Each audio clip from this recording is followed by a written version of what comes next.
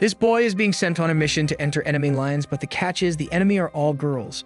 He's stuck in a world where men live in one nation, while the women live on the other half of the continent. Currently, the girls actually rule the world and are stronger, where they call themselves foxes, while the guys call themselves the wolves. The story continues with Herring attempting to rub his eyes to make sure he's not seeing things. As he double-checks again, he realizes that there's now a new girl entering the fray, although the evil spirit is still coming straight at him. The girl then shows up with only the twin dragons protected, introducing herself as Cho, a member of the elite 1,000-step squad. She then claims that she's the reason Herring finds himself in 2011 again, so that's why he took an arrow to the knee. Regardless, Herring takes his time to introduce himself, as he's probably pulling a big brain move, so he can buy time for the evil spirit to close in on the girl from behind.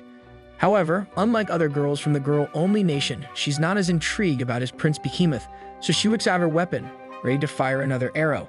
But before she's able to attempt a shot, Herring instantly slings forward faster than any guy can slide into a girl's DMs. As if possessed by a sussy baka, he accidentally gets distracted by the twin dragons, so he's slower off the mark than usual. It also doesn't help that his injured leg is affecting his agility and balance, so he stutters a little bit. Nonetheless, his swift attack gets blocked, but the shockwaves from his attack will leave Cho wanting some hits in another special place later. It's then revealed that Herring was actually only using the back of his blade, otherwise he would have cut cleanly through as if it was tofu. And so Cho's face does not change, although she's absolutely infuriated with the thought of a wolf going easy on her. As such, she launches her counterattack, where Herring discovers that her speed can rival any one-pump champions, as she's able to land a glancing hit straight into an arrow shot. But our boy is not too shabby himself, as he's able to deflect 2 arrows while he's busy mid-blink. Eventually, Herring realizes he can't compete with her speed with his injury, so he yells to Cho that he'll be right back, claiming he just needs to buy some milk from the grocery store. As Herring cowardly runs, our cow lady knows that he isn't coming back, as she's heard that before from her own dad. And so she chases after him, this time vowing to make sure that the men will always come back, hunting down men one at a time. Now, anyone else thinking what the heck happened to the purple spirit? Because that's me right now. Anyways, shortly after, the Black Surang finally arrives at the location of the previous battle, where he's able to start tracking down Herring due to the footprints he's left behind.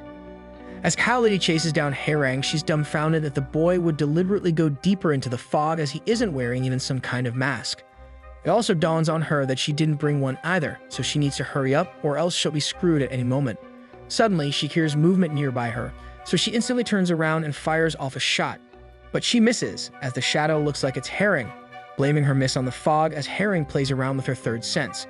This causes her to mentally snap as she changes her mind in capturing him alive. Instead, she claims she will only bring back the dead Prince Behemoth. Unfortunately, out of nowhere, she starts to feel super dizzy, as if her surroundings feel like they are closing in on her, while simultaneously looking all blurry. At the same time, she starts to lose her balance as well, but it was at this moment that she knew she screwed up. A mere second later, the legendary Cow Lady abruptly falls to the ground, ready to take a nap, but she still holds on tightly to her weapons. As she lays on the ground, the only thing she's able to see is the faint outline of Herring standing over her. Her body trembles, knowing she lost, but her nightmare comes true, as the last thing she witnesses before passing out is Herring outbraining her with a mask given to him by his roommate earlier. Cho then finds herself waking up in the fog, where she feels like she's in some kind of alternate reality. She thinks to herself that this must be some kind of hallucination, as she gets surrounded by dozens of weird tree-looking monsters, as if all the evil spirits have become men.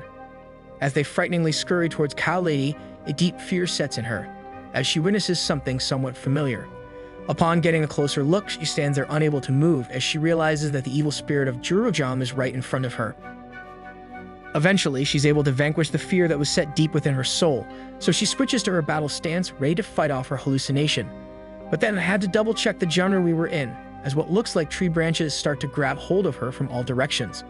Now, good thing that these are just tree branches and nothing else is restricting her movement, so basically the hallucination could be real. Unfortunately for Cow Lady, I give her a small chance of winning against unlimited tree branches, as our editor claims that everyone always loses to tree branches.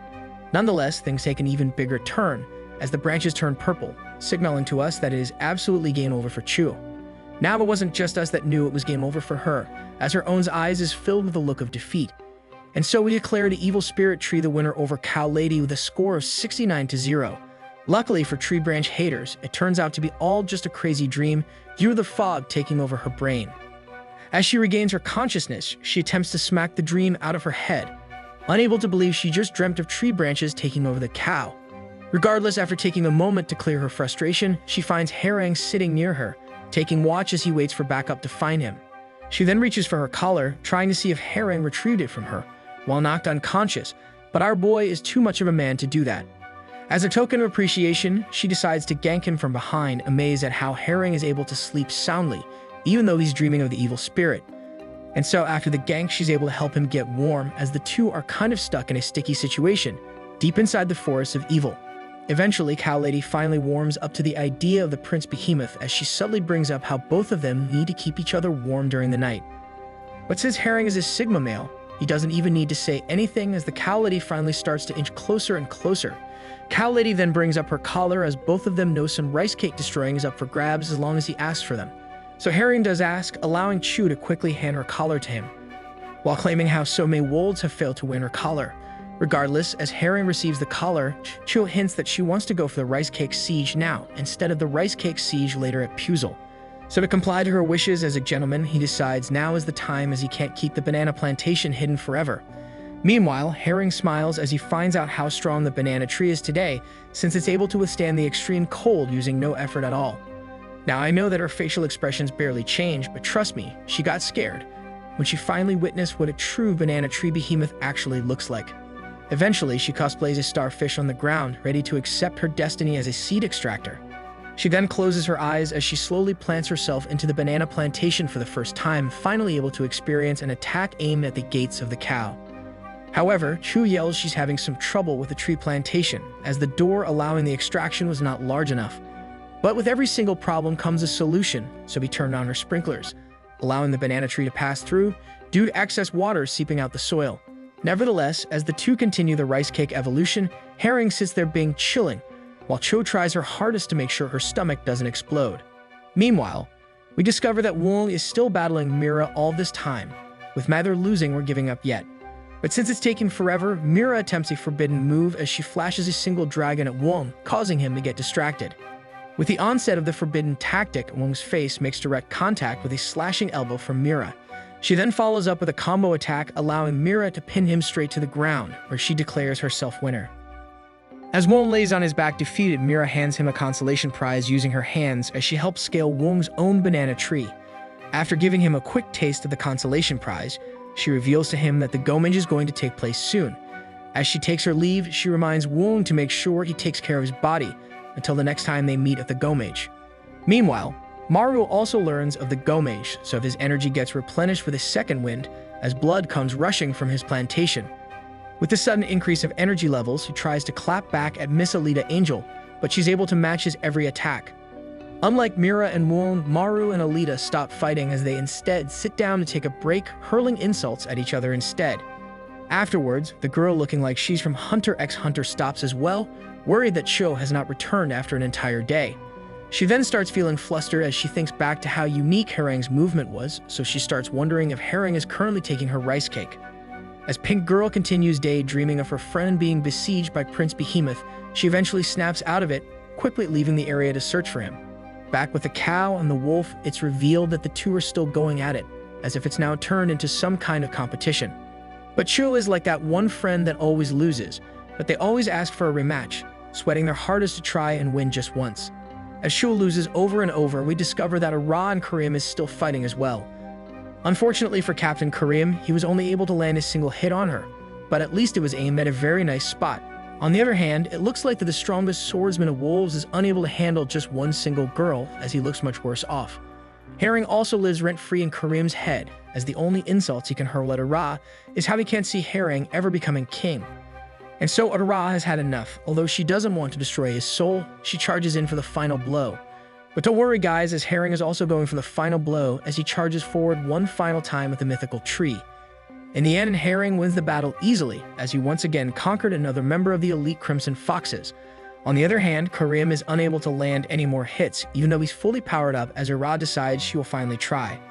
As such, with the blink of an eye, Karim finds himself utterly defeated, as our girl finally stopped trolling as a smurf, revealing to the world she's Radiant Rank 1.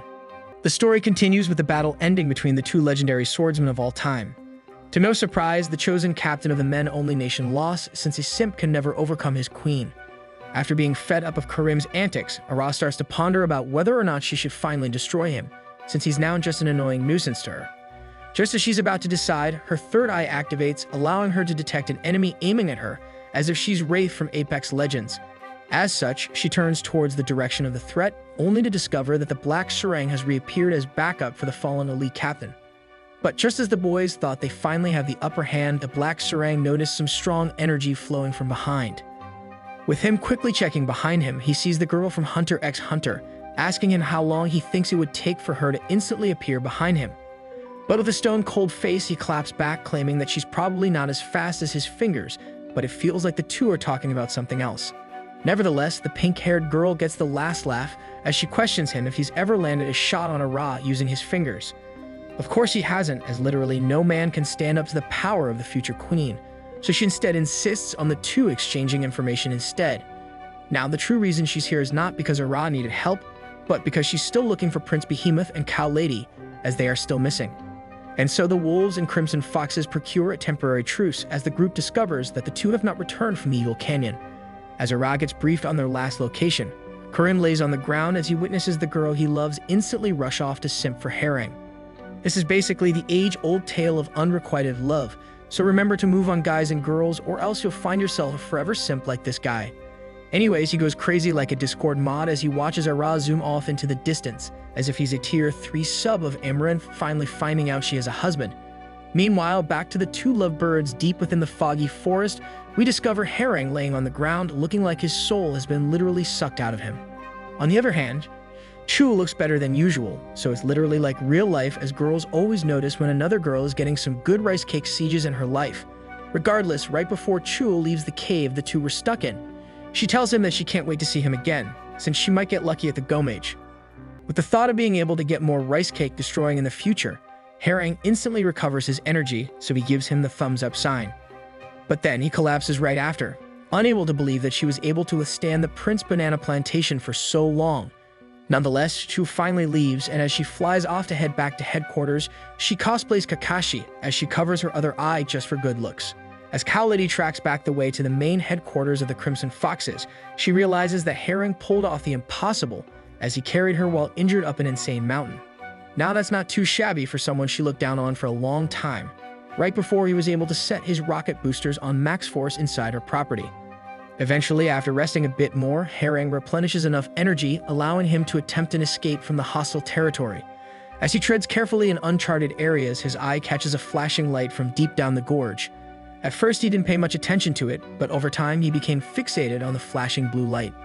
Could the blue light be some kind of evil ghost, or could it be the rarest ever blue columbine to be found, as quality indeed increases exponentially the further you go?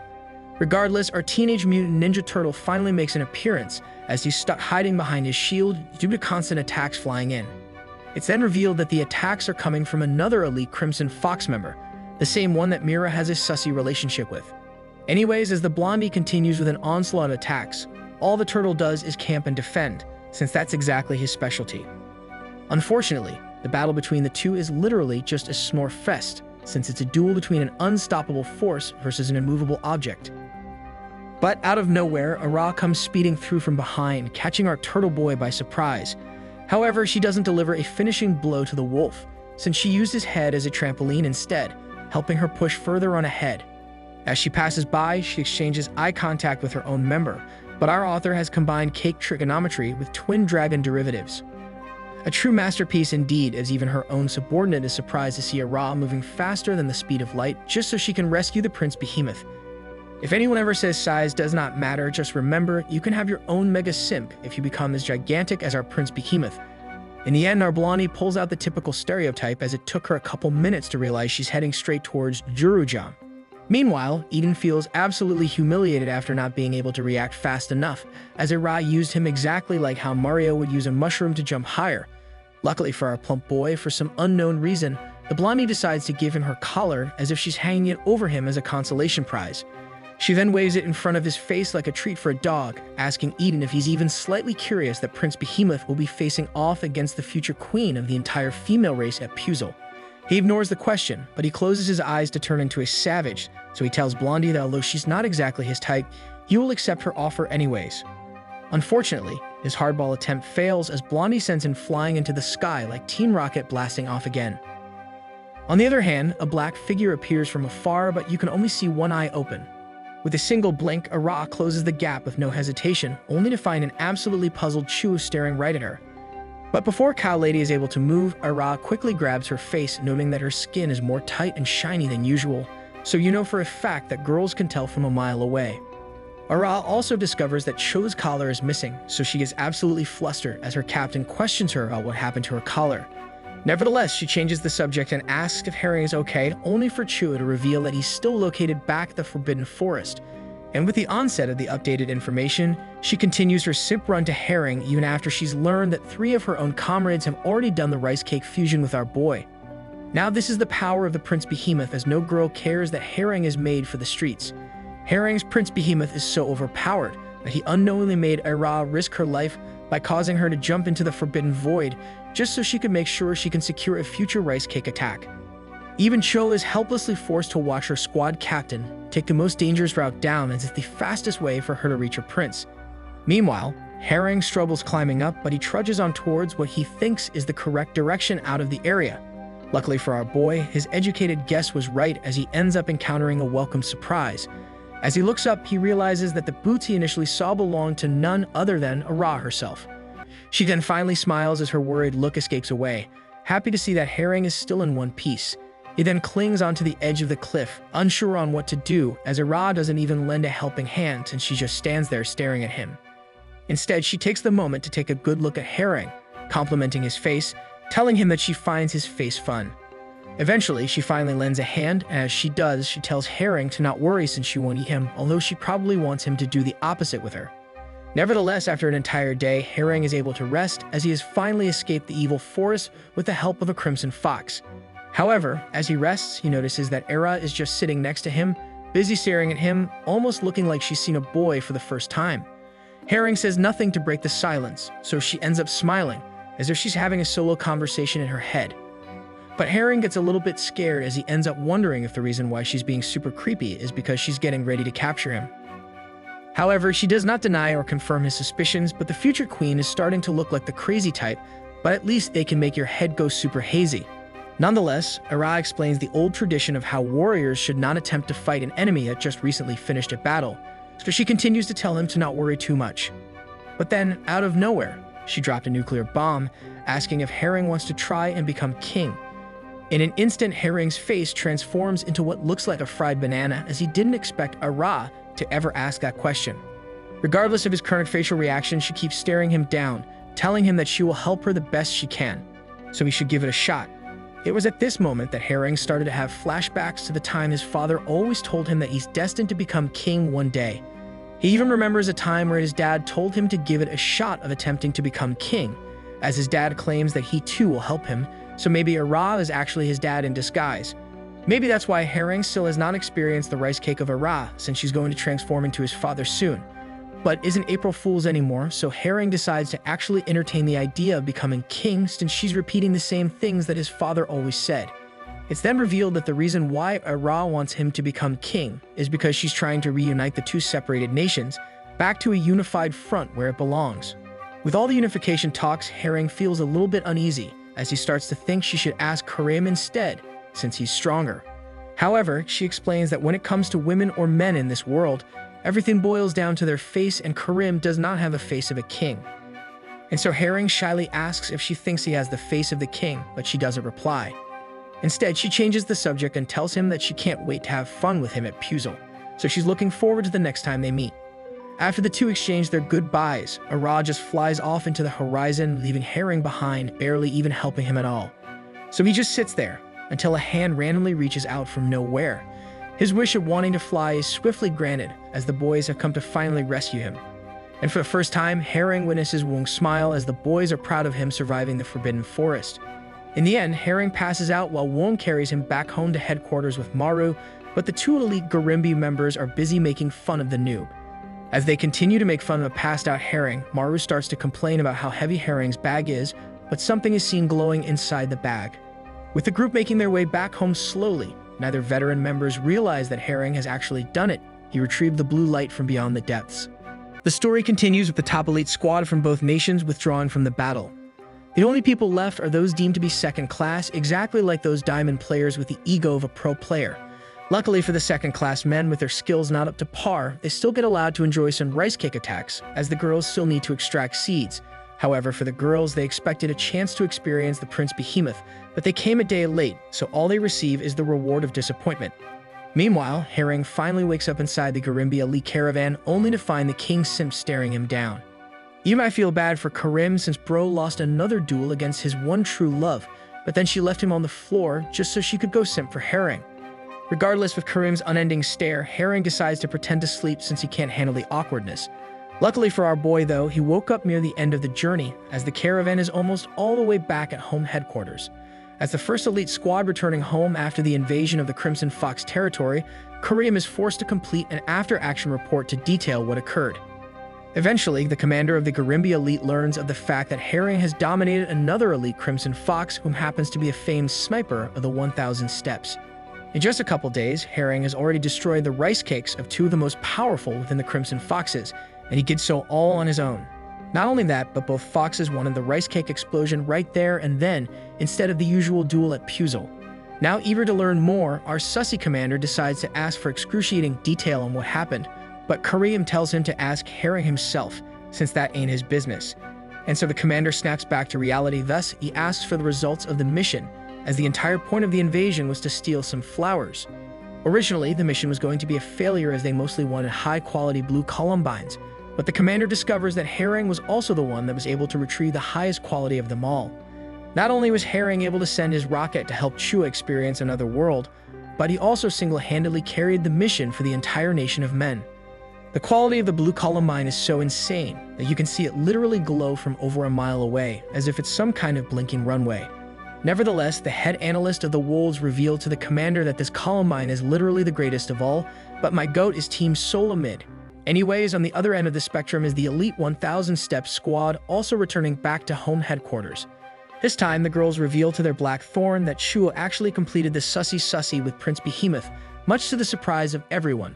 Chua was literally the one least enthralled about a Prince Behemoth, so it's basically like your feminist friend being the first one to jump on to get their rice cake destroyed. With the revelation that Chu lost to a noob like the Prince Behemoth, the Black Thorn member could not believe her ears, so she kept on repeating her questions. Eventually, she stopped pestering Mira, so she asked for Ara to come in instead, but her orders are coupled with her seemingly going crazy with a hysterical laugh. Nevertheless, Ara reports to their Black Thorn leader as requested, only to be interrogated with the same questions. After some time, she finally started to believe Ara, so she changed the subject to whether or not she was able to win against the King Simp again. Of course, she says since Ara is literally the strongest on the planet, and she would never lose to a tier 3 sub of hers. Suddenly, the turntables turn, as the lady notifies Ara that Herring has confirmed the date of the rice cake duel at Puzzle, where it will take place exactly 3 days from now. As such, she orders Ara to make sure she's thoroughly prepared, since Prince Behemoth might have something up his sleeve, since he's been undefeated ever since he got discovered. Nonetheless, Ara confirms to her superior that she will be super ready for that day, and so she leaves the room only for Ara to get caught smiling for the first time. Fast forward to later in the afternoon, we find that Chua is undergoing an exam as her rice cake was able to succeed in its mission. Yeah, so this is exactly what you think it is, and they basically used it on Chu during the exam. Now that's something pretty weird, but then again, we are in very cultured territory. Regardless, as the exam finishes, Chua had to stick some kind of contraption within the rice cake, just so they could collect some of Herring's banana tree seed samples. And as Chu suits back up, the lady doing the exam starts going on a rant about how, due to her unfortunate genes, she will probably never get to experience a rice cake smashing in her life. Luckily for her, Chu decides to ask her if she wants to be recommended to the upcoming Gomage, since she might be able to pull some strings. With the shocking revelation that Chu would actually do something so considerate, the lady gets overjoyed as she's never thought the day would come. As such, she sends Chua her best wishes, hoping that she does get the chance to get pregnant, just like Youngji. With the unexpected reveal that Youngji is actually confirmed to have successfully completed her life mission, Chu is left stunned, unable to fathom that Herring's C is super effective. Now speak of the devil, Herring finds himself back in his room resting, busy dreaming about Ara and the chance to destroy the strongest rice cake in just a few days. As he continually dreams about her, he accidentally starts sleep-talking, but this time Wong is sitting there, watching him the entire time. Wong then smiles, happy to hear that other people also get called having a funny-looking face, so he starts talking to Herring in his sleep. Upon hearing Wong talk, Herring wakes up from his dreams, absolutely petrified to see Wong since Herring has a massive mourning banana tree up due to his dreams. But hipster Wong doesn't even notice, as he's too preoccupied talking about how girls tell him his face looks funny. However, he reveals to Herring that people from the royal palace are here to see him. He then threatens Herring to make sure he never goes after Mira, as he calls dibs on her rice cake. But Herring can't really help it if an entire nation of girls are desperate to have him, so he asks what happens if Mira is the one that hands her collar over to him. And with a hypothetical question, Wong answers by claiming that he will probably destroy him if she does. Nevertheless, with his own roommate now aware of how strong Herring is, our boy heads out, ready to meet some higher-ups from the palace. However, as he walks out of his room, the entire place goes quiet and all eyes start to drift towards him. While not looking, Herring's Ultra Instincts activates as he instantly dodges a surprise attack from one of the second-class members.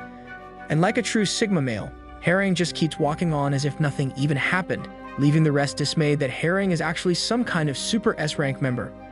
Unfortunately for the guy who threw the knife, the Black Surang saw everything, so he warned him to never attempt anything like that again or face utter destruction. It then turns out that most of the second-class members are super jealous of Herring as he's now evolved into Mr. Steal Your Girl, even though he doesn't even try. Afterwards, Herring finds himself in a room with his commander and 2 Imperial Palace intelligence officers. One of the members happens to be Sama's son, who looks like some kind of lizard man. The other looks like some kind of Viking turned into medieval spy named Gangpo Hammon. They then disclose to Herring that the two have been apparently stalking him for a long time now, but only recently has he been noteworthy. But Sun claims that the only reason they were tasked to spy on him is because he was raised by the legendary Mukbum. And now the time has come for the two to cheer him on at Puzzle, as the wolves have decided the time Herring will be battling Ara. In exactly 3 days, Herring must get ready, and these 2 officers will be the ones accompanying him on his way to Puzzle. Hammon also tells Herring that even the King of the Wolves is super interested in what happens to him at Puzzle, so he asks Herring to not let the wolves down. Now imagine being Corinne right now as everyone in the entire world is talking about Ara's rice cake meeting his banana plantation in 3 days. If you think about it, the only thing that could get worse for Karim is if he had to sit there and watch Ara meet Prince Behemoth for the first time. Regardless, back at the elite Crimson Fox's headquarters, the blondie has picked out a dress for Ara to wear for the upcoming battle at Puzzle. Ara then tries it on, where she then finds herself wanting to keep twirling like a ballerina.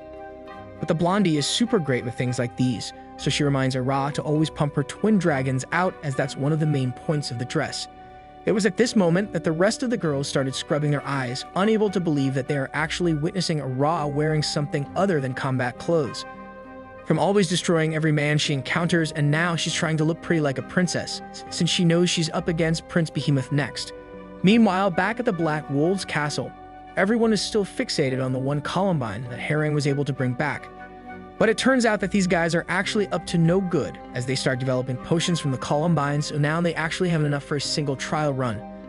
And so the 2 mysterious men in white made their way to the opposite end of the castle, where it's revealed that they have stationary guards for a special place. We then discover that inside the special place is actually the previous strongest person on the planet, the old rank 1 in all the Crimson Fox's elite, captured in a dark corner.